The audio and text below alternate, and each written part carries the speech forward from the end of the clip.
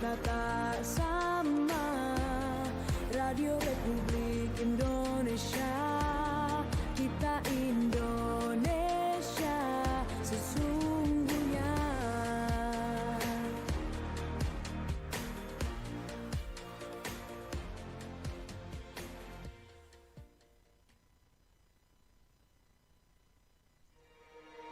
Bersatulah Indonesia, jangan pernah terpecah belah. Walau kita berbeda, walau kita tak sama. Radio Republik Indonesia, kita Indonesia sesungguhnya.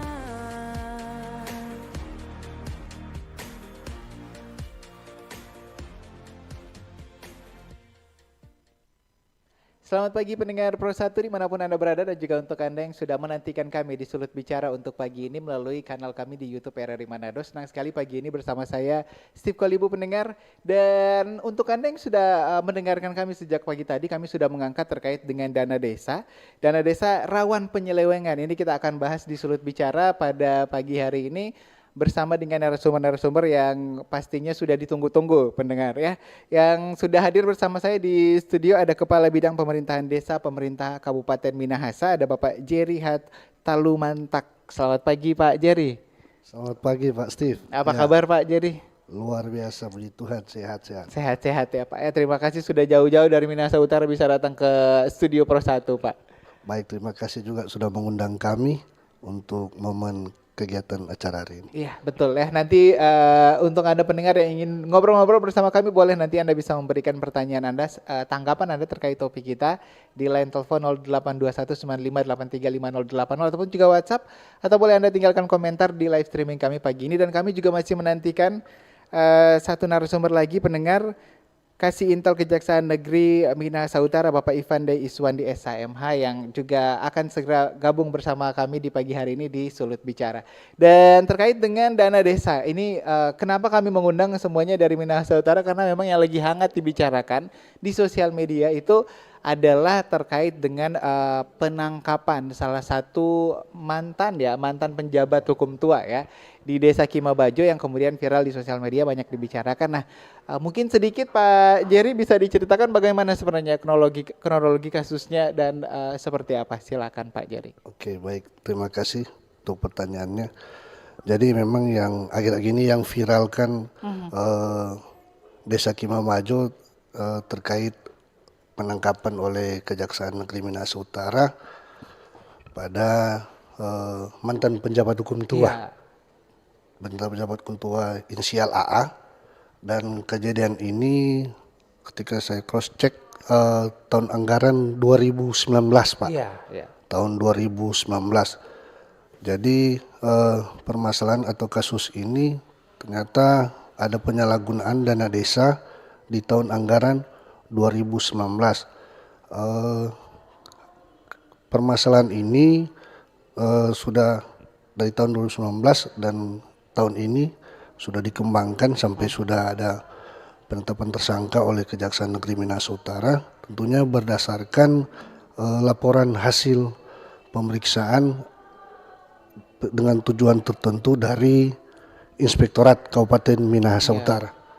Jadi kemungkinan besar yang bersangkutan pada saat menjabat di tahun 2019 melaksanakan APBDes, yang bersangkutan tidak mampu mempertanggungjawabkan APBDes di tahun 2019 tersebut.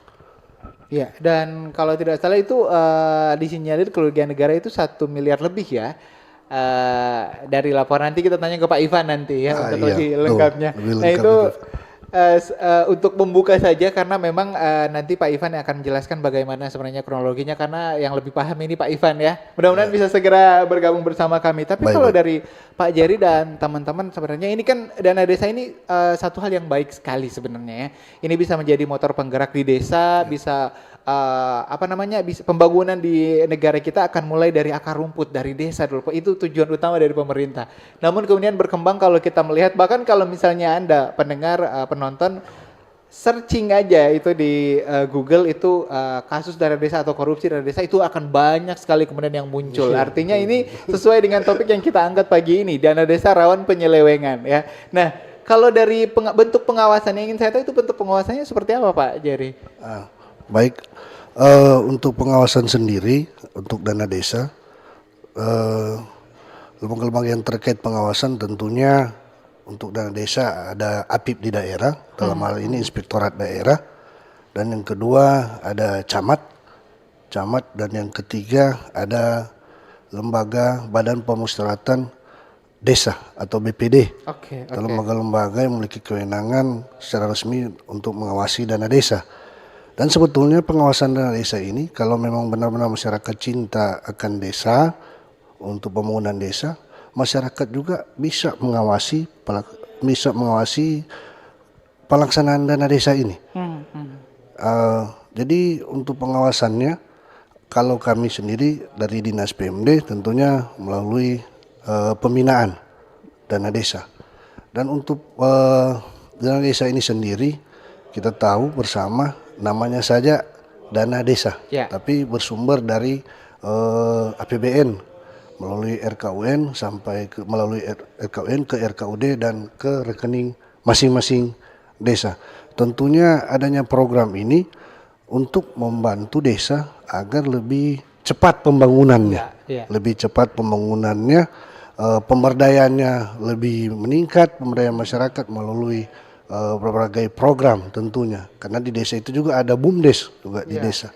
Memang sangat disayangkan mungkin akhir-akhir ini banyak berita yang viral terjadi penyelewengan ataupun penyalahgunaan dana desa. Betul. Nah, kalau mungkin masyarakat juga ingin tahu ketika dana desa itu kan ditransfer langsung ke rekening masing-masing desa gitu ya. Ada cara-cara tertentu tidak sebelum kemudian dana desa itu bisa dicairkan? Maksudnya harus ada struktur organisasi desa yang jelas atau ada kegiatannya dulu yang jelas atau seperti apa Pak Jerry? Baik, perlu juga publik mengetahui yang perlu saya jelaskan di sini kita bedakan dulu penyaluran dan pencairan. Nah, jadi penyaluran itu penyaluran dana desa, anggaran desa ini disalurkan dari RKUN melalui RKUD, rekening kas umum daerah ke RKDes atau rekening desa masing-masing. Nah, kalau pencairan itu pencairan anggaran desa dari rekening desa dicairkan melalui rekening desa masing-masing. Nah, untuk penyaluran mekanismenya, jadi dana desa ini setiap tahunnya pasti akan ada regulasi yang keluar dalam bentuk juknis. Nah, untuk dana desa sendiri setiap tahun untuk khusus tahun 2025 ini juknis yang mengatur yaitu PMK atau Peraturan Menteri Keuangan 108 tentang pengalokasian dana desa setiap desa, penggunaan maupun penyalurannya. Nah, untuk penyalurannya menjadi kewenangan dari pemerintah daerah. Persyaratannya di tahap 1 penyaluran dana desa ini yang pertama ada APBDes-nya. Nah, tentu semua desa ini kan ada APBDes-nya. Tidak mungkin tidak ada APBDes-nya. Dan biasanya itu dipampang di kantor desa. Iya, ada publikasi itu. Ada publikasi di tempat-tempat strategis di masing-masing desa. Tentunya di setiap kantor pasti ada. Nah, yang kedua surat kuasa pemindah bukuan. Surat kuasa pemindah bukuan itu seluruh desa pasti. Yang ketiga surat keputusan kepala desa, dalam hal ini kalau kita di Minahasa Utara surat keputusan hukum tua tentang keluarga penerima manfaat KPM, dalam ini penerima BLT. Jadi ini salah satu persyaratan untuk penyaluran dana desa di tahap 1. Nah, tentunya perlu juga kami jelaskan ke publik, memang menjadi sorotan akhir-akhir ini kan ada permasalahan desa, tetapi kenapa dana desa ini tetap dicairkan pemahamannya dicairkan. Jadi dana desa ini kalau seperti yang saya sampaikan tadi, kalau ikut mekanisme, ya pasti akan kami salurkan. Karena semua desa memenuhi syarat untuk disalurkan dana desanya. Kalau persyaratan hanya APBDes dan surat kuasa pemindah bukuan, selanjutnya yang tadi surat keputusan hukum tua bagi keluarga penerima manfaat BLT, pasti semua desa itu ada. Nah, kami nantinya pemerintah daerah akan disalahkan kalau kami tidak menyalurkan dana desanya. Nah, kalau pencairan yang tadi saya jelaskan, pencairan itu merupakan wewenang dari desa. Mencairkan anggaran yang sudah ada di rekening masing-masing desa. Itu sudah kewenangan masing-masing desa. Untuk itu kalaupun ada penyalahgunaan atau penyelewengan yang terseret oknum dari pemerintah desa sendiri, bukan dari pemerintah kabupaten, karena kewenangan kami menyalurkan dana desa sesuai dengan persyaratan. Oke. Atau jumlah ketika syarat-syaratnya lengkap terpenuhi semua, harus wajib disalurkan ya. Jadi kami salurkan. Jadi kalau ada sorotan, kenapa kalau ada desa-desa bermasalah tapi tetap dana desa diberikan? Ya itu tadi saya sampaikan, ya kalau kami tidak berikan maka kami akan disalahkan. Yang kedua juga perlu kami sampaikan, di dana desa itu kan di APBDes. Jadi yang rugi kalau dana desa ini tidak disalurkan ke rekening desa, yang rugi siapa? Tentunya masyarakat, kepentingan umum di situ. Karena apa? Di dana desa itu kan ada bantuan langsung tunai. Siapa yang menerima itu? Keluarga penerima manfaat. Siapa mereka? Masyarakat tentunya. Baru yang kedua, ada program dana desa untuk ketahanan pangan. Minimal 20% dari jumlah dana desa, masing-masing desa. Nah, siapa yang akan menikmati itu? Tentunya desa itu sendiri. Di dalamnya ada masyarakat. Itu berbagai jenis-jenis kegiatan, salah satunya yang ada di APBDes atau pemanfaatannya melalui dana desa. Jadi tentunya kalau tidak disalurkan ke rekening desa, yang rugi siapa? Masyarakat desa pastinya dan hal-hal yang tadi program-program yang harusnya jalan, karena kalau tidak disalurkan tidak jalan nantinya. Iya, betul. Dan memang sebenarnya dana desa rawan penyelewengan jadi topik kita untuk pagi hari ini di Sulit Bicara karena banyak kasus-kasus tadi ya. Tapi kalau misalnya kita melihat secara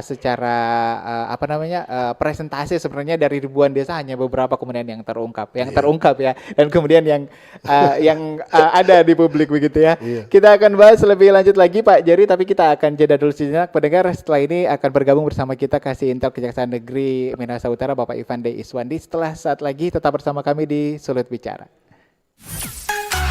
Kanal informasi dan inspirasi Pro1.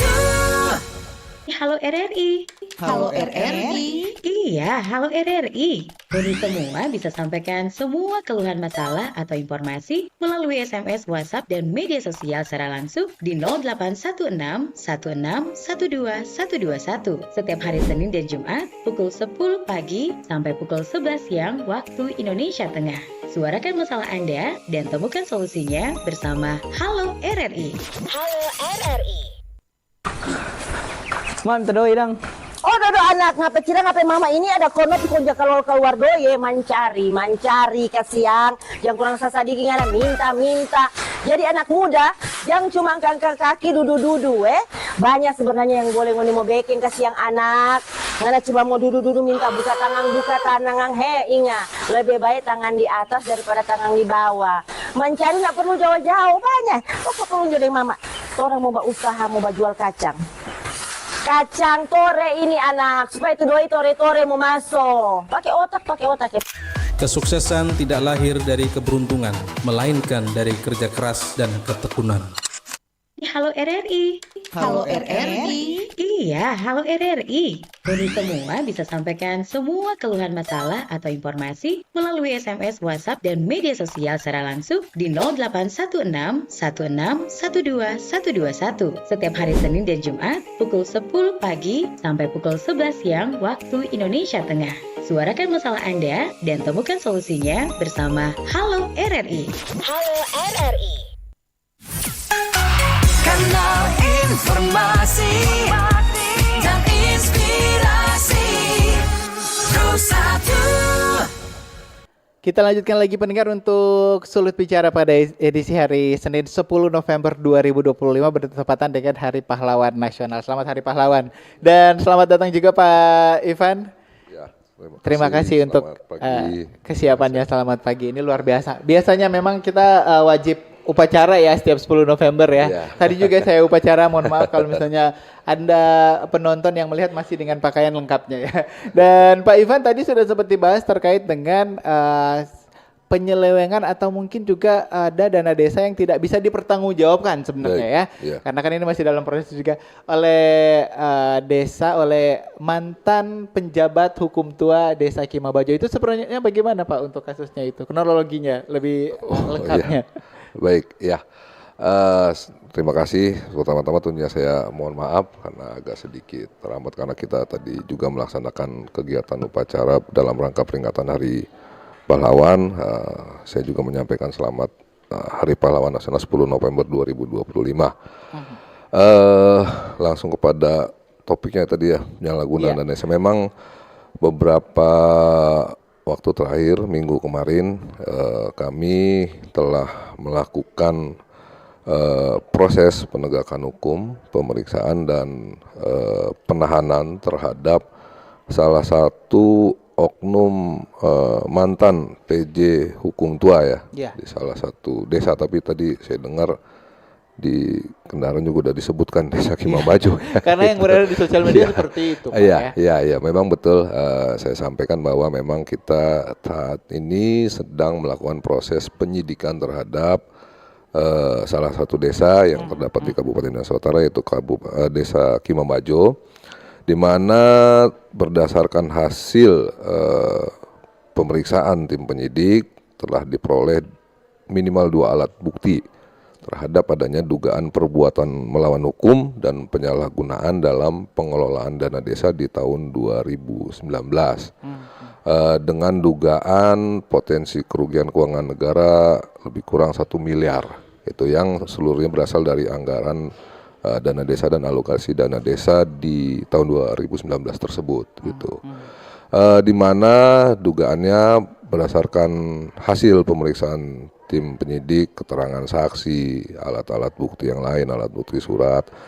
Pada tahun 2019 ini yang bersangkutan selaku pejabat pada saat itu, pejabat hukum tua telah melakukan pencairan ya, secara bertahap terkait dengan anggaran dana desa dan alokasi dana desa. Namun dalam penggunaannya, pengelolaannya tidak sesuai ketentuan peraturan perundang-undangan sebagaimana tadi disampaikan oleh Pak Jepri selaku Kabid. Artinya yang bersangkutan ini selaku pejabat dalam melakukan pencairan kemudian pelaksanaan, kemudian tidak dapat mempertanggungjawabkan seluruh kegiatan sehingga terdapat dugaan-dugaan adanya kegiatan-kegiatan yang fiktif dan tidak dapat dipertanggungjawabkan karena berdasarkan hasil pemeriksaan oleh tim penyidik, ternyata yang pemeriksaan tim penyidik ya artinya unsur-unsur terhadap yang bersangkutan sudah terpenuhi. Salah satu unsurnya ya tadi niat dan kesengajaan tentunya. Gitu. Baik, terima kasih Pak Ivan. Tapi kalau kita melihat pola-pola kalau dari judul kita penyelewengan, pola-pola apa sebenarnya yang biasanya ditemukan oleh pihak kejaksaan terkait penyelewengan dana desa ini? Iya, kalau pola sebenarnya dalam dugaan adanya perbuatan melawan dan penyalahan hukum sebenarnya kita bukan pola berbicara terkait dengan modus dan motif operandinya, gitu ya. Ya kalau modus dan operandinya terkait dengan pengelolaan dana desa tentunya ya yang banyak ya pola-pola konvensional ya, mulai dari markup ya tadi, pertanggungjawaban fiktif atau pertanggungjawaban yang tidak dilakukan berdasarkan ketentuan perundang-undangan atau regulasi yang ada terkait dengan pengelolaan dana desa. Karena berbicara dana desa tentunya kan kita berbicara pengelolaan keuangan negara. Jadi sudah ada regulasinya, sudah ada payung hukumnya, sudah ada koridornya. Jadi sebenarnya kalau masih ada dugaan penyimpangan atau penyalahgunaan, kita sebenarnya juga mungkin agak sedikit miris juga ya, karena berbicara pengelolaan keuangan negara tentunya kan ya kepala desa ini mau tidak mau suka tidak suka kan berlaku teori fiksi hukum. Artinya ketika sudah menjadi kepala desa, menjadi pejabat kepala desa, tentunya beliau-beliau ini sudah harus paham dan harus mengetahui. Dan dana desa ini kan bukan dana pribadi. Dana desa ini hanya dititipkan untuk dikelola bagi kepentingan masyarakat seluas-luasnya. Betul. Dan sudah ada koridor-koridor apa yang harus digunakan terkait dengan dana desa maupun alokasi dana desa. Jadi kita sangat miris juga.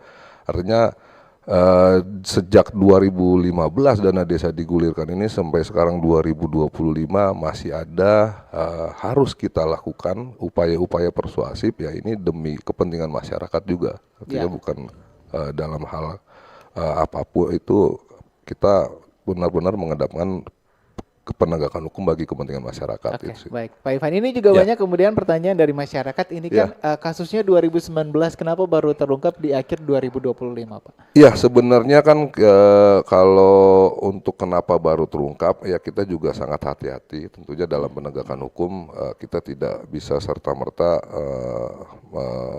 dalam arti kita harus cepat dan tidak. Artinya kita kan mempertimbangkan beberapa aspek dan kita benar-benar bagaimana mengumpulkan alat bukti sehingga memang perbuatan itu bisa kita pertanggungjawabkan secara hukum tentunya. Dalam melakukan penegakan hukum ini kan kita tentunya tidak juga bisa melanggar hukum. Nanti salah-salah kita yang juga dilaporkan. Artinya bukan karena cepat atau lambat, tidak. Karena kita bagaimana membangun building case, artinya kita membangun bagaimana tadi memang ada dugaan, didukung alat bukti dan siapa tersangkanya yang harus kita tetapkan. Jadi kita tidak bisa juga bahasanya kalau bahasa boleh pinjam bahasa ujuk-ujuk tiba-tiba kita terangkan. Jadi kenapa baru 2019, kenapa yang sudah lama-lama yang tidak, karena ya memang berdasarkan alat bukti ada dugaan, ada pelanggarannya dan memang itu kita harus lakukan penegakan hukum. Oke, baik. Nah, saya ingin ke Pak Jerry dulu nih, Pak Jerry, terkait dengan pengawasan tadi. Untuk auditnya atau pengawasannya apakah dilakukan per tahun atau memang seperti apa, Pak Jerry? Baik. Untuk pengawasan tadi saya sudah sampaikan lembaga-lembaga yang memiliki kewenangan pengawasan tentunya untuk di kabupaten, di daerah, APIP, dalam hal ini inspektorat. Nah, mereka mempunyai mekanisme tersendiri. Sedikit yang saya ketahui, pengawasan yang mereka lakukan dalam 1 tahun sekali mereka melakukan pengawasan untuk pengawasan reguler istilah mereka. Pengawasan reguler, jadi mungkin contohnya APBD tahun 2024 setelah selesai pelaksanaan diperiksa secara reguler di tahun 2025. Di tahun setelahnya berarti? Setelah pelaksanaannya. Nah, untuk kami sendiri, kalau Dinas PMD, kami lebih ke monitoring dan evaluasi. Monitoring evaluasi dalam hal ini pembinaan. Nah, kami masuk ke ranah pelaksanaan dari APBD itu sendiri. Oke. Lebih ke pelaksanaan ya, tapi terima kasih untuk informasinya. Nah, sebelum kita jeda, saya ingin ke Pak Ivan dulu nih, Pak. Tadi selain penindakan, apakah ada upaya-upaya? Tadi sempat disampaikan upaya preventif juga ada ya. Kepada siapa? Kepada aparat desa, kepada masyarakat. Kalau tidak salah beberapa waktu lalu saya sempat di Jaksa Menyapa dengan Kejaksaan Negeri Talaut, ada bimbingan juga karena saking banyaknya kasus, banyak kepala daerah hukum tua yang kemudian takut butuh bimbingan katanya Pak Ivan. Sebenarnya kalau berbicara pengawasan atau upaya-upaya preventif, saya rasa sejak digelontorkan dana desa ini menjadi substansi kita juga dalam mengawal pengelolaannya karena ada jaksa jaga desa gitu. Jadi kalau ditanya masalah preventif, saya rasa tidak kurang-kurang kami bersama APIP, bersama pemerintah daerah dengan Dinas PMD juga, bahkan sejak tahun 2025 ini Kejaksaan Agung RI telah meluncurkan satu aplikasi namanya Real Time Monitoring Management Village. Itu dalam rangka inovasi kita dalam mengawasi dana desa yang disesuaikan dengan perkembangan era digital sekarang dan untuk memudahkan pengawasan pengelolaan dana desa. Artinya melalui aplikasi ini kita sudah terkonek dengan Siskudes juga. Kita bisa membangun komunikasi 2 arah. Jadi pengawasan ini bukan pengawasan secara konvensional, kita harus melakukan pemeriksaan. Dengan aplikasi ini kita bisa memonitoring, bahkan kita bisa melakukan pendataan, perencanaan bagaimana tata manajemen pengelolaan dana desa sehingga desa ini bisa menjadi desa-desa mandiri. Itu karena kita berbicara dana desa sekarang kalau kaitannya dengan preventif, kami ingin mengajak kepada tentunya kepala desa, kepada perangkat desa, bahkan masyarakat, badan permusyawaratan desa, bagaimana desa-desa sekarang bisa bermanuver atau berinovasi menjadi desa mandiri. Jadi tidak lagi tergantung kepada pengelolaan dana desa. Karena sekarang kita ketahui tahun 2026 mungkin ke depan itu ada pengurangan dana desa. Dan tidak ada menutup kemungkinan akan terus berkurang. Ya syukur-syukur tidak berkurang. Tapi artinya dengan upaya preventif kami ini, kita jangan sampai bagaimana dengan adanya dana desa atau alokasi dana desa, desa justru mengalami kemunduran, apalagi harus berhadapan dengan hukum. Karena kalau berbicara preventif, saya rasa sudah sangat tidak kurang-kurang lah. Mau kami dari APH, dari APIP, dari pemerintah daerah sendiri. Tapi ya kita sayangkan tadi masih ada juga ya oknum-oknum yang mungkin dalam tanda kutip mau coba-coba lah. Gitu. Oke ya. Mau coba-coba tapi ketangkap juga ya Pak ya. Berarti jangan coba-coba. Pak, saya mau ke Pak Jerry dulu nih terkait dengan tadi sempat disampaikan juga perangkat desa, hukum tua dan lain-lain. Apakah kemudian ada apa ya pembekalan mungkin ya? Karena bisa jadi salah satu masalahnya adalah SDM dari perangkat desa. Kita tahu SDM di desa di seluruh Indonesia itu tidak merata. Mungkin ada yang sudah paham, ada yang belum. Apakah juga itu jadi bagian dari Pak Jerry dan teman-teman? Baik, mengenai SDM dari aparatur desa sendiri, tentunya kami dari Dinas PMD berulang kali atau beberapa kali melakukan BIMTEK, apalagi mengenai pengelolaan keuangan desa ini, terutama dana desa. Setiap tahun dana desa ini kan punya juknis tersendiri. Setiap tahun dia akan berbeda-beda. Iya. Kalau istilahnya APBD itu kalau DAU ada DAU peruntukan. Nah, kalau dana desa ada dana desa yang sudah ditentukan. Kalau istilah sistem keuangan desanya N-Mark dan non N-Mark. Nah, tentunya kami selalu membuat bimbingan teknis untuk penguatan atau peningkatan dari SDM dari aparatur desa ini, dalam hal ini kepala desa, kaur keuangan maupun sekretaris desa. Perlu kami sampaikan dengan beberapa kejadian yang terjadi akhir-akhir ini sampai yang terakhir ini Kima Bajo, kami melakukan penelusuran dan menjadi yang kami dapatkan hasil diagnosa kami penyalahgunaan ini terjadi. Yang pertama pencairan yang dilakukan oleh pemerintah desa bukan sesuai kebutuhan, tapi sesuai keinginan.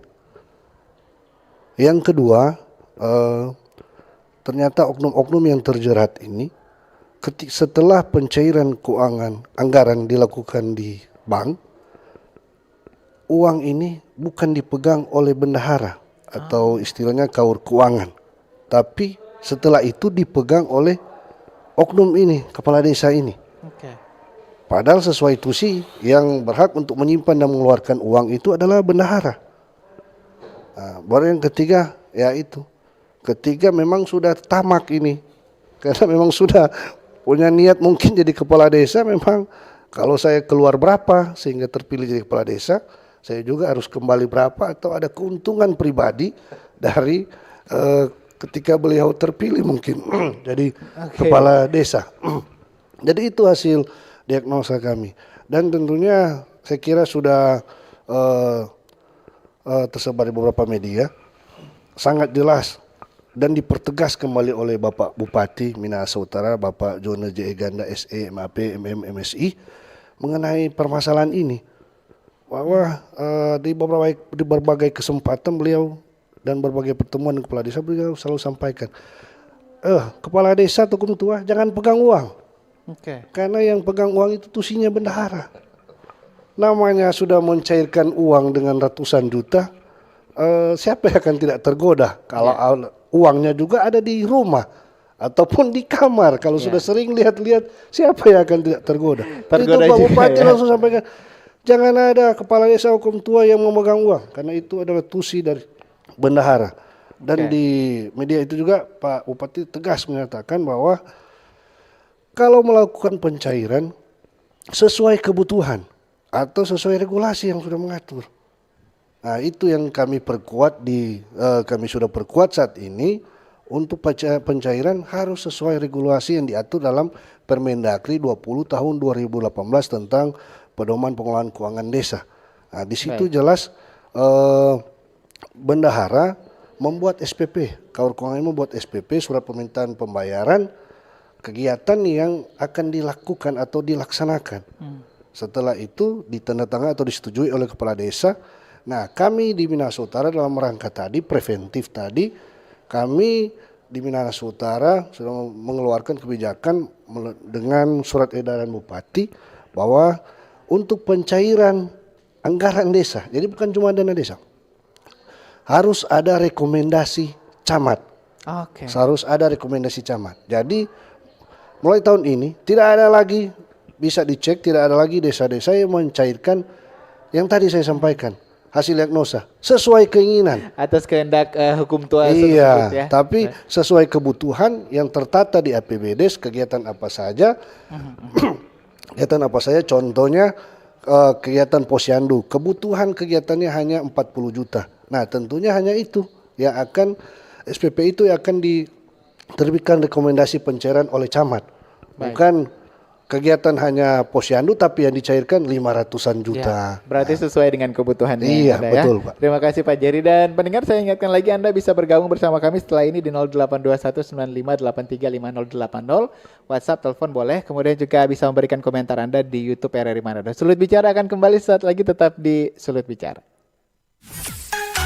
Kanal informasi dan inspirasi Terus satu.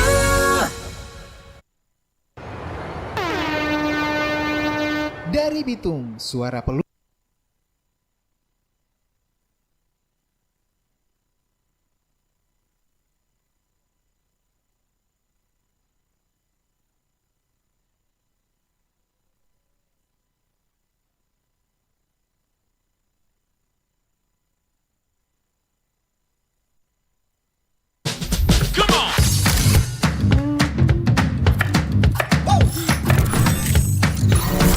Ini baru enak.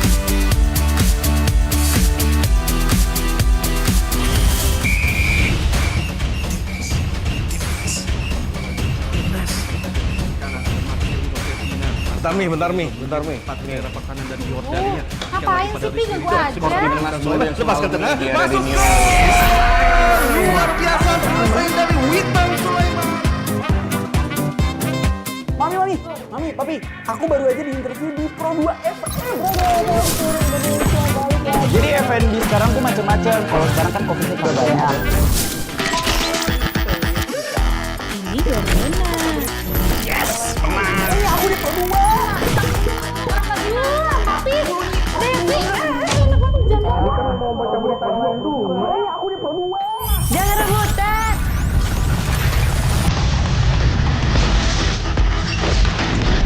Eits, jangan rebutan. RRI bisa dinikmati dari mana aja dan di mana aja.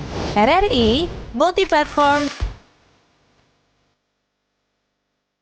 multi-konten.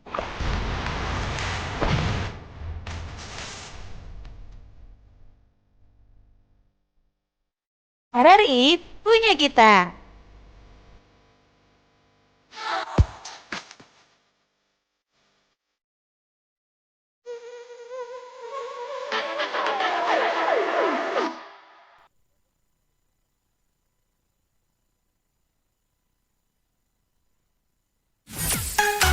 Kanal informasi dan inspirasi Terus satu. Kita lanjutkan lagi pendengar untuk Sulit Bicara. Topik kita masih terkait dana desa rawan penyelewengan. Masih bersama dengan kedua narasumber kita yang luar biasa. Dan Anda bisa bergabung bersama kami melalui telepon di 082195835080. Kemudian juga bisa WhatsApp dan juga bisa komentar di YouTube kami. Sudah ada yang masuk atau bergabung bersama kami di WhatsApp. Selamat pagi narasumber. Kita mau bertanya masalah pejabat sementara, apakah PJS Hukum Tua boleh dijabat oleh kepala desa yang sudah berakhir masa jabatannya? Ini kenyataannya terjadi di Kabupaten Minahasa karena yang saya tahu PJS itu diambil dari ASN dari kampung tersebut atau dari luar kampung tersebut, sebab ini rawan sekali dengan penyalahgunaan dana desa. Bayangkan PJS-nya sampai saat ini kurang lebih sudah 6 tahun belum ada pemilihan hukum tua lagi. Terima kasih dari Pak Robert di Malayang ya. Ada lagi dari VVK 23, keren Kejari Minahasa Utara katanya. Kapan Kejari Minahasa sekeren ini? Padahal banyak sekali hukum tua di Minahasa yang kurang lebih seperti mantan pejabat hukum tua di Kimabajo. Terima kasih. Ini mengharapkan juga nanti ada dari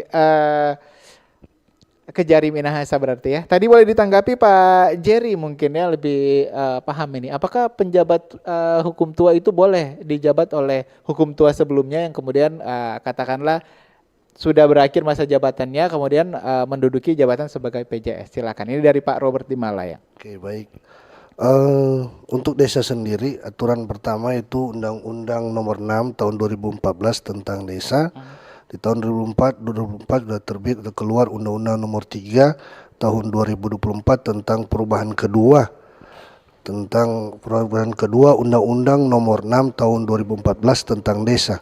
Nah, dan regulasi turunan atau pelaksanaannya tentunya mengatur kalau terjadi kekosongan jabatan kepala desa baik berakhir maupun ada penundaan pelaksanaan pemilihan kepala desa, kosongan tersebut diisi oleh pegawai negeri sipil. Oke, Nah, harus ASN berarti ya. Saya tidak akan mengomentari untuk kabupaten-kabupaten lain. Sedikit yang kami ketahui aturannya seperti itu. Untuk pengisian kekosongan diangkat pegawai negeri sipil. Bahkan di PP mengatur pegawai negeri sipil di lingkungan pemerintah daerah. Oke, baik ya. Berarti dan setahu saya juga ada pemilihan hukum tua tidak terlalu lama ya. Ini kalau sudah 6 tahun berarti terlalu jauh itu. Kalau Undang-Undang Nomor 3 untuk masa jabatan sudah 8 tahun. Oh, sudah 8 tahun ya. Berarti masih menunggu lagi Pak Robert, ada 2 tahun lagi berarti ya. Baik, kami masih menantikan di 082195835080. Nah, saya ingin ke Pak Ivan dulu nih sebelum kita terima penelpon.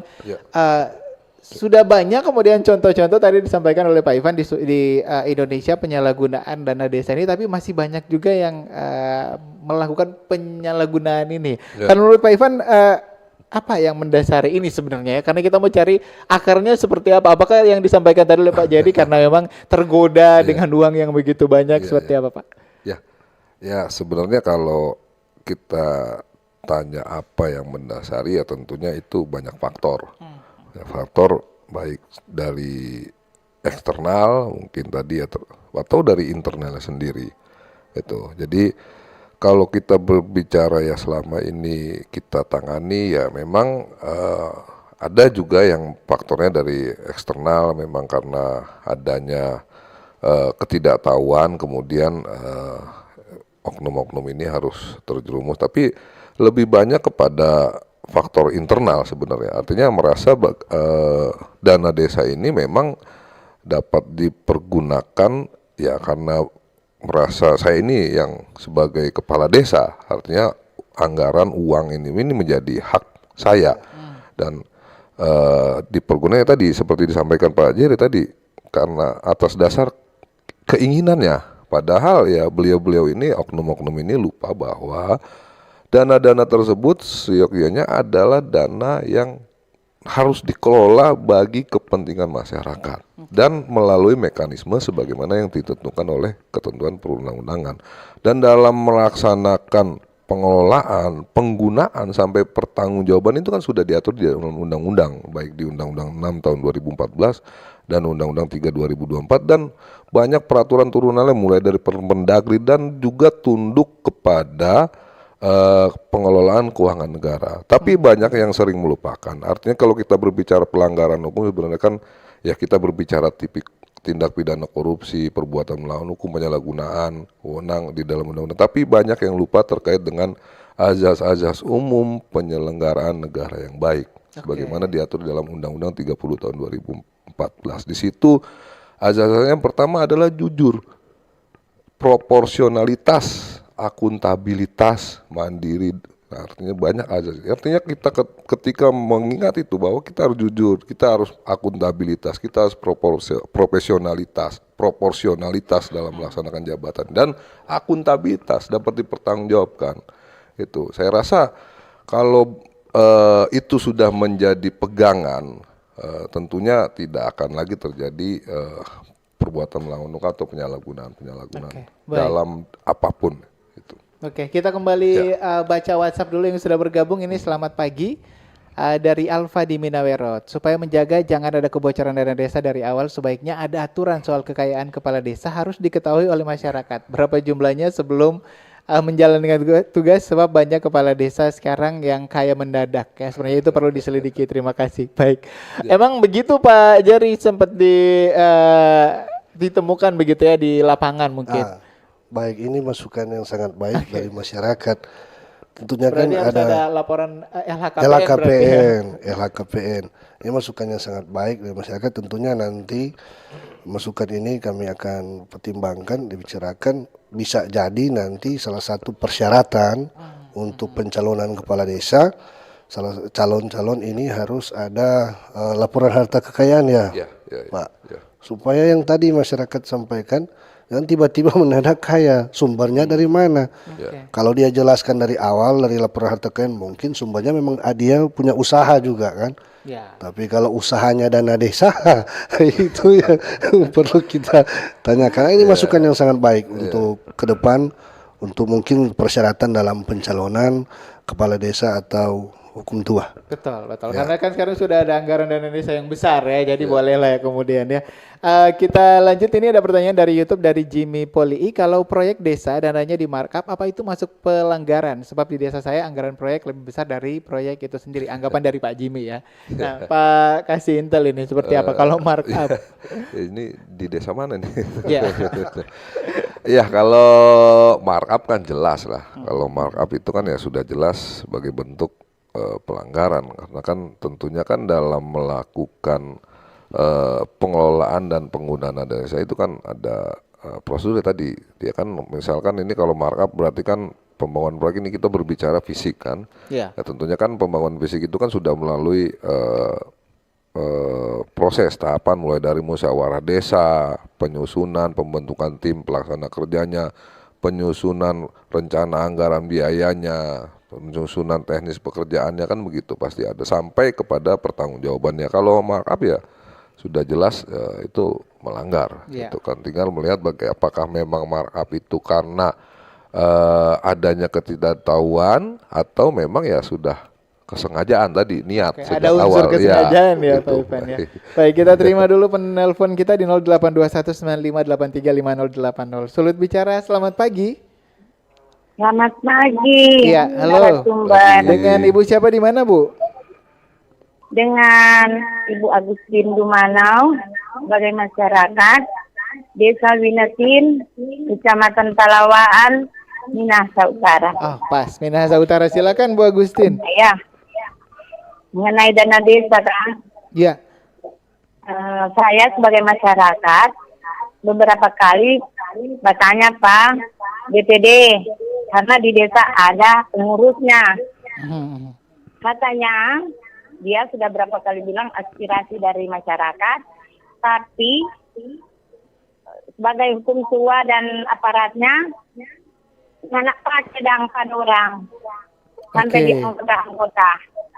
Jadi itu kita mau tanya, pertanyaan, apakah BPD itu sampai berapa tahun? Maksudnya dorang periode supaya di desa itu ganti-ganti. Karena kalau kita dorang-dorang, mungkin seperti kita bilang, orang kena pakai. Jadi itu dana desa, orang memang rasa ada kecurigaan. Karena waktu dana desa tahun 2021, itu ada dana yang masuk 669.276 sekian. Di bulan Oktober dia cair 4.600.410 sekian. Di bulan Oktober. Di bulan cair kedua itu masih 50%, itu 400. Baik Bu Agustin. Lahir kedua dia 175 juta, 210, 400 sekian. Terakhir Desember 97 655 200 rupiah. Oke, Itu baik. di tahun 2021. Baik Bu Agustin, Tapi berarti saya tadi melihat, terkait keterlibatan BPD ini kemudian juga itu dengan di berapa tahun ya? 2021. Bagaimana? Itu masih di 600 sekian. Oke. Tapi sekarang kalau berbunyi banyak, kong dia desa. DP bangunan cuma di jalan-jalan, cuma di cuma berapa meter, jalan cuma 200 meter. Baik Bu Agustin. Biaya 200 sekian. Jadi kita tolong dong bagaimana DP, karena BPD dorong kena pakai. Belum lagi tuh bantuan-bantuan lain. Baik. Bu Agustin, terima kasih Bu Agustin. Cuma itu Jo, terima kasih. Selamat pagi dari Agustin Dumanau ini di Desa Winetin. Boleh nih ditanggapi nih Pak Ivan, boleh mungkin terkait dengan bagaimana regulasinya sebenarnya. Kalau tadi disampaikan sebenarnya kan harus ada dari pihak-pihak luar ya, bukan hanya silakan Pak. Baik. Ya. Terkait fungsi BPD itu kan sudah jelas diatur di Undang-Undang Nomor 6 Tahun 2014 dan Undang-Undang 3 Tahun 2024 tentang perubahan Undang-Undang 6 2014 tentang desa itu di pasal 26 sampai 33 sebenarnya kan Badan Permusyawaratan Desa ini kan sebagai salah satunya lembaga kontrol sama pemerintah daerah, kan ada Dewan Perwakilan Rakyat Daerah. Ini kan artinya check and balance-nya. Itu kan sebenarnya fungsi pokoknya itu ya sama seperti DPRD perwakilan, namanya aja perwakilan masyarakat desanya. Itu satu, membahas menyepakati rancangan peraturan desa, menerima menampung aspirasi desa, mengawasi kinerja pemerintah desa, dan membahas menetapkan anggaran pendapatan belanja desa. Artinya ya tentunya kan kedudukan tertinggi di dalam desa itu kan adalah musdes, musyawarah desa. Nah BPD dengan kepala desa atau kumtua sebutannya di Minahasa Utara itu kan sama-sama dipilih berdasarkan musyawarah masyarakat, dipilih masyarakat dan sebagai lembaga check and balance, kontrol antara legislatif dan eksekutif, kan begitu. Jadi kalau memang ada dugaan pelaporan, ya tentunya BPD bisa melakukan fungsinya untuk melakukan pengawasan, justru lebih bagus kan begitu. Cuma yang kadang memang terjadi adalah justru antara BPD dan kepala desanya ini ya turut serta gitu jadi masalah. Sama-sama berarti ya. Gitu. Jadi tidak ada fungsi kontrolnya. Nah, tapi dan juga kadang-kadang ya banyak kita terima ya, mohon maaf dari masyarakat juga adanya dugaan-dugaan pelanggaran atau penyalahgunaan ini tidak didukung dengan alat bukti yang cukup, sehingga kita juga kesulitan. Memang Pak ini sudah dicairkan sekian ratus juta, sekian miliar. Nah tentunya kita kan dalam menerima laporan, kita dalam menerima informasi itu kan harus ada bukti awal-awal permintaan yang cukup, kan begitu. Artinya kita juga sebagai apa ya tadi, jangan sampai kita justru dalam menerima laporan, dalam menangani laporan itu ada perbuatan-perbuatan yang justru melanggar hukum, sehingga kita juga menuntut mendorong sekali peran serta masyarakat di sini. Bagaimana dugaan itu harus didukung dengan apa sih buktinya, data gitu, dan keterangannya. Gitu. Baik, artinya ketika ada laporan masyarakat tapi yang bersangkutan bisa mempertanggungjawabkan ya berarti. Iya, itu. Kan artinya kita juga fungsi kontrol check and balance itu kan juga perlu sekali kan gitu. Baik Pak Ivan. Pak Jerry ini dari bidang pemerintahan desa di, kalau pertanyaan dari Ibu Agustina tadi sebenarnya kalau BPD ini berapa lama sebenarnya untuk masanya? Apakah ada masanya atau mungkin ya? Oke, baik, sebelum saya jawab mengenai pertanyaan tadi, sedikit saya tambahkan yang disampaikan oleh Pak Kasintel tadi. Jadi menjadi fungsi BPD itu 3 seperti yang disampaikan tadi. Nah, yang kami perkuat ketika kami turun, yang kami perkuat selama ini kan kami tanya, kalau mau ditanyakan pada anggota BPD, tugas Bapak Ibu apa? Paling yang pertama mereka sampaikan, pengawasan. Pengawasan. Padahal yang kami turun, yang kami perkuat, Bapak Ibu kami sampaikan apa? Itu yang salah satu fungsi itu, yaitu membahas dan menyepakati rancangan peraturan desa. Nah, rancangan peraturan desa salah satunya apa di desa itu? APBD, anggaran pendapatan belanja desa. Nah, Di Permendagri 20 tahun 2018 jelas di situ. Tanpa disepakati oleh BPD, berbicara ini kewenangan, tanpa disepakati oleh BPD, maka APBDes yang digunakan yaitu APBDes tahun anggaran sebelumnya, yaitu itu pun hanya kegiatan yang mencakup operasional pemerintah desa. Oke. Di situ jelas artinya apa? Kewenangan besar itu juga ada di BPD seperti yang dijelaskan oleh Pak Kasih Intel tadi. Jadi kalau selama ini BPD hanya berpikir tugas kami hanya pengawasan. Kalau berbicara membahas dan menyepakati berarti itu bermula dari RKPDes. Betul. Perencanaan, perencanaan itu RKPDes dan pembahasan di APBDes. Jadi segala sesuatu tanpa dibahas pemerintah desa, tanpa membahas melalui musyawarah desa dengan BPD, berarti segala sesuatu itu tidak sah. Apalagi disepakati. Disepakati itu harus quorum, bukan disepakati hanya tadi. Mungkin Pak Kasinto bilang hanya main mata ini BPD dengan pemerintah desa. Dalam hal ini mungkin ketua BPD yang main mata dengan kepala desa. Harus quorum itu. Tanda tangan dari ketua BPD itu mewakili quorum dari jumlah anggota BPD. Mengenai periodisasi BPD tentunya sama dengan kepala desa. Jadi di Undang-Undang 3 tahun 2024, jadi kepala desa masa jabatan periodisasinya 8 tahun, begitu juga dengan BPD. Nah, jadi kalau Ibu Agustin tadi udah pas itu, Bu Agustin sampaikan aspirasi itu kepada BPD. Dan BPD sebenarnya tinggal melaksanakan tadi yang fungsi-fungsi tadi, 3 fungsi. Oke, baik, terima kasih Pak Jerry. Kita terima penelpon ini jadi penelpon yang terakhir kita. Kalau masih bersama kami di 082195835080. Sobat bicara, selamat pagi. Selamat pagi. Iya, selamat pagi. Dengan siapa di mana, Pak?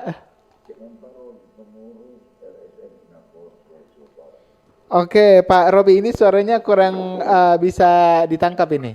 Ya, sudah bisa. Pak Robi, mohon maaf, Pak Robi dari mana, Pak? Oke, Robi di Manado.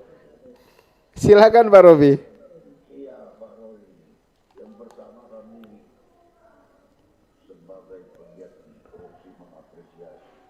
Oke.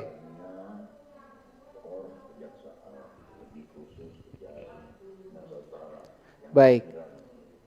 Pak Robi boleh langsung ke pertanyaannya karena waktu kita sudah sangat terbatas, Pak Robi.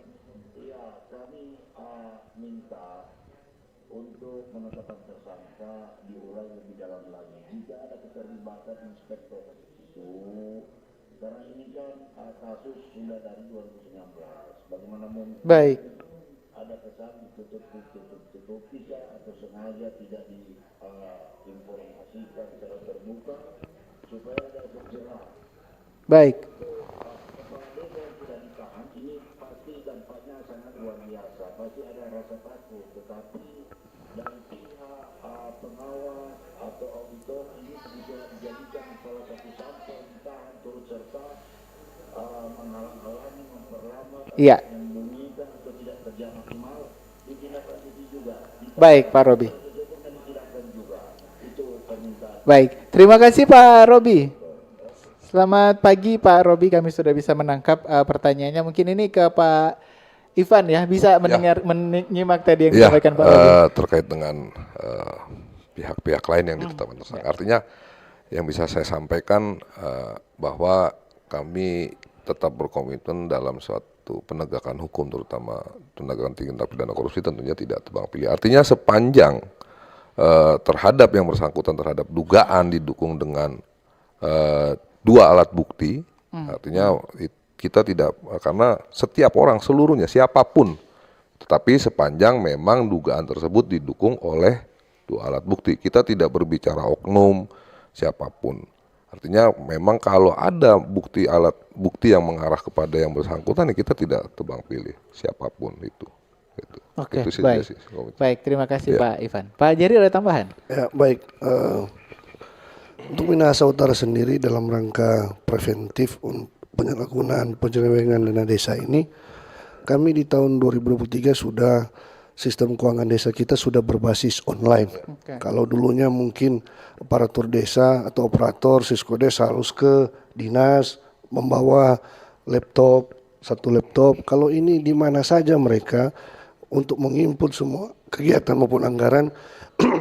Yang penting ada koneksi internetnya, mereka bisa. Sudah online berarti ya semua. Bahkan di 2025 ini kami sudah interkoneksi dengan sistem pengawasan online dari kejaksaan. Kejaksaan.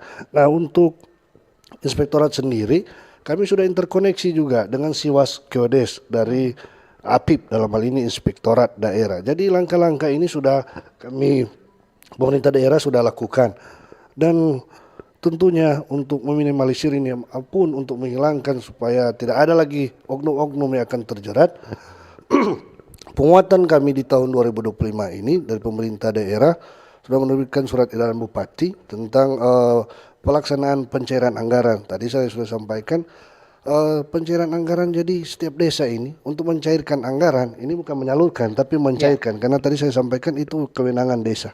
Mencairkan anggaran ini mereka harus sesuai kebutuhan. Sesuai kebutuhan berdasarkan surat permintaan pembayaran SPP yang dibuat oleh bendahara yang disetujui oleh kepala desa, dan mereka harus mengajukannya ke pemerintah kecamatan.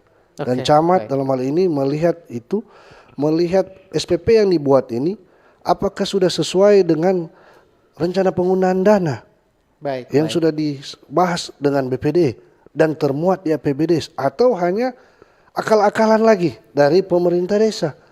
Tapi upaya-upayanya sudah banyak berarti Pak Jen. Jadi rekomendasi yang diberikan itu harus sesuai dengan rencana penggunaan dana dan termuat di APBD. Dan terakhir saya sampaikan kepada seluruh pemerintah desa, seperti penegasan Pak Bupati, para hukum itu ini janganlah pegang uang, janganlah pegang uang. Biarlah bendahara yang pegang uang sesuai tusi. Dan tambahan kami di tahun 2005 ini juga kami sudah melakukan kebijakan pemerintah daerah Kabupaten Minas Utara untuk pengelolaan keuangan desa ini, pengelolaan keuangan desa melalui transaksi non tunai, transaksi non tunai.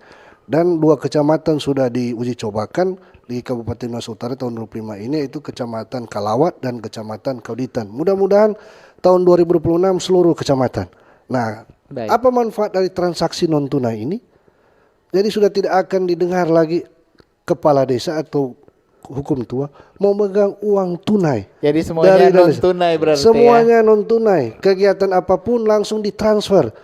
Langsung ditransfer ke pelaksana kegiatan. Pak Jerry, ini ada satu pertanyaan sebenarnya tadi sempat disampaikan, bagaimana kemudian ketika BPD dan aparatur desa itu main mata ya. Karena kalau kita melihat juga banyak ya, karena kan kita kalau di Minahasa ada marga-marganya, kita melihat aparatur desa kemudian sama BPD-nya itu satu marga karena orang sama bersaudara. Ada upaya preventif tidak untuk hal itu? Singkat saja Pak. Ya, BPD ini kan representatif dari masyarakat, perwakilan dari masyarakat.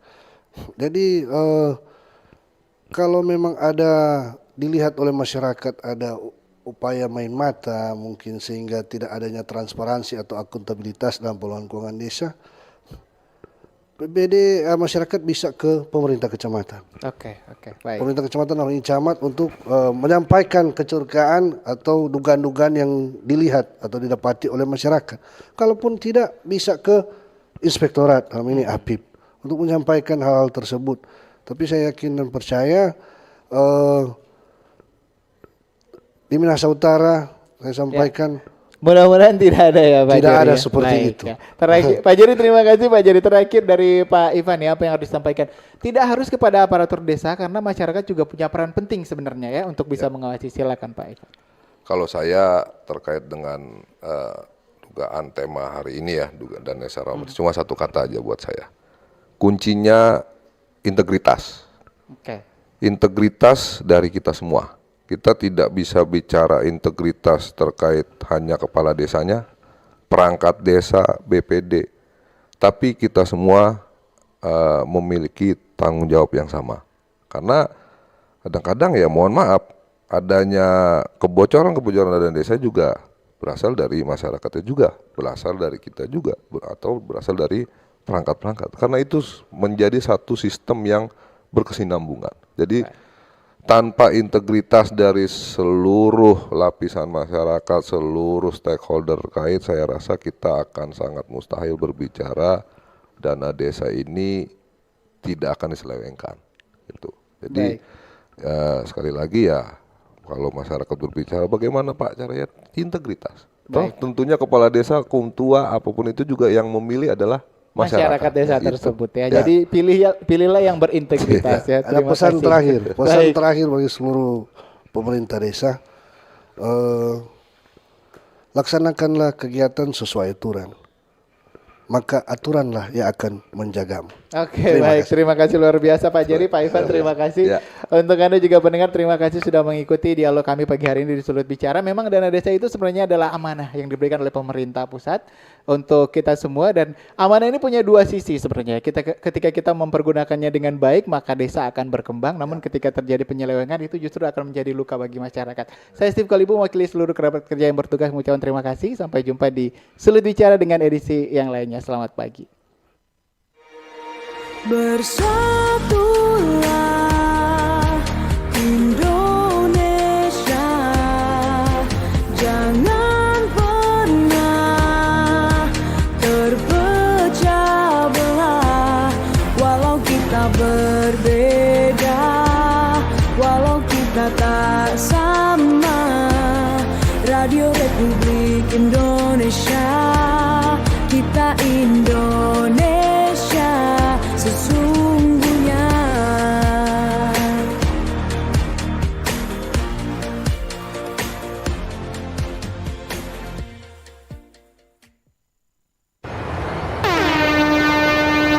Dari Bitung, suara peluit panjang memanggil semangat bahari Indonesia. Kapal Laksamana Muda John Lee, kapal perintis dengan kode trayek R36, persembahan Direktorat Jenderal Perhubungan Laut, siap berlayar menyusuri birunya laut Sulawesi Utara. Menghubungkan pulau-pulau, membawa harapan dan semangat bagi masyarakat kepulauan. Kapal perintis KM Laksamana Muda John Lee beroperasi melayani wilayah Kepulauan Sitaro dan Sangihe. Berangkat dari Pelabuhan Pangkalan Bitung, menelusuri rute pelayaran menuju Pelabuhan Likupang, Biaro, Tagulandang, Bugias, Ulu Siau, Pehe, Makalehi, Para, hingga Kahakitang, dan kembali melewati rute yang sama menuju Bitung. Dengan kapasitas 115 penumpang, kapal perintis KM Laksamana Muda John Lee menawarkan dua pilihan kamar, eksekutif dan ekonomi, dengan fasilitas meeting room, ruang makan, dan kafetaria yang menawarkan aneka makanan ringan serta minuman. Kebersihan selalu terjaga dengan toilet yang higienis. Dan bagi para taruna tersedia fasilitas training untuk praktek di laut, serta palka kargo untuk muatan logistik antar pulau. Untuk informasi pemesanan tiket dan jadwal keberangkatan, hubungi Nahkoda di 0821 89 38 1868, Mualim 1 0813 40 43 67 88, Mualim 2 0821 92 21 92 25. Kapal perintis KM Laksamana Muda John Lee menghubungkan wilayah, membuka jalur ekonomi, dan menghadirkan transportasi laut yang aman dan nyaman. Kapal perintis KM Laksamana Muda John Lee berlayar untuk negeri.